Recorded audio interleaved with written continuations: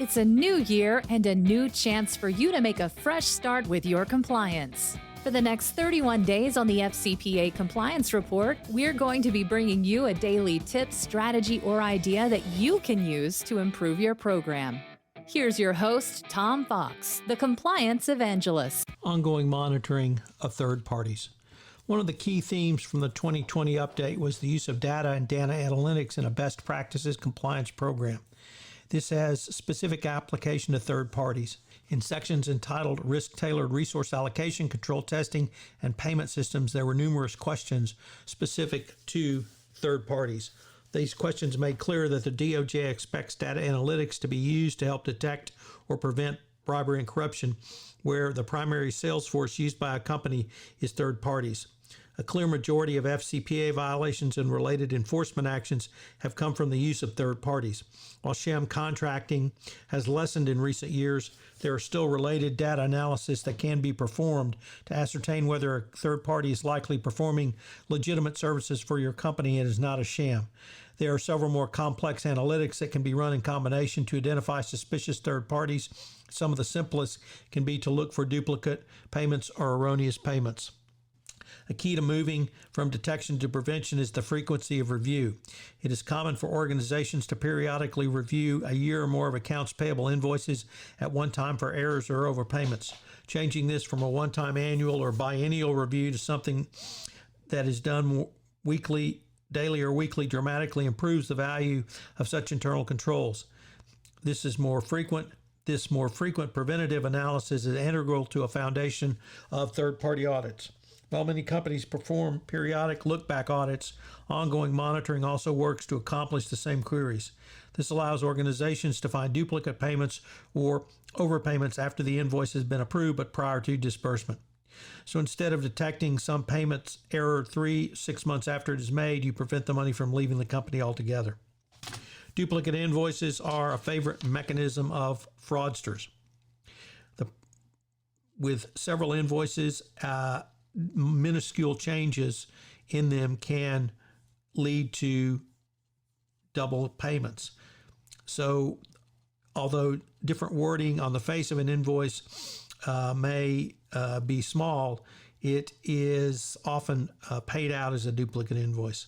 On the company side, both invoices and data can be used to help prevent such overpayments and identify when a second payment should not be made. Under such analysis, a compliance practitioner could be a comparison by using vendor name or other identifying information about the vendor. Now suppose there is the same name on an invoice in England as there is an elected official in Brazil. What happens when you have executives of vendors with the same name? So you have a John Doe from a vendor in Brazil, and you have a John Doe from a vendor in Sao Paulo, Brazil. How do you differentiate those? How do you make sure that they are different? And how do you make sure none of them is a PEP in that country? It's only upon closer inspection that you can determine the answer to question 1, that the middle names and ages are different and they're different addresses. But this requires an inspection. And without the further inspection, including the demographic information about vendors, consultants, or other third parties, and then comparing them to watch lists, such red flags are present for the compliance professional, but not often cleared. Data analytics is designed to help you go from tens of thousands of maybes to a very small number of potential issues, which then can be researched individually. One of the important functions of any best practices compliance program is not only to follow the money, but to try and spot where pots of money could be created to pay bribes. Through comparison of invoices for similar items from among similar vendors, data analytics can uncover overcharges and fraudulent billing. Continual transaction monitoring and data analysis can prove its value through more frequent review, as individuals tend to perform better when they know they're being monitored. The techniques used in transaction monitoring for suspicious invoices can be easily translated into data analytics for anti-corruption. Software allows a very large aggregation of suspicious payments, not only by day or by month, but also by vendor or even employee who may have keyed the invoices into your system. As these suspicious invoices begin to cluster by market, business unit, or person, a pattern forms which can be the basis of additional inquiry. That is the value of data analytics. Analytics allows a compliance practitioner to sort and resort, combine and aggregate so that patterns may be more fully investigated. The final concept of finding patterns can be discerned through the aggregation of huge amounts of transactions is the next step for compliance programs. Yet data analysis does far more than simply allowing you to follow the money.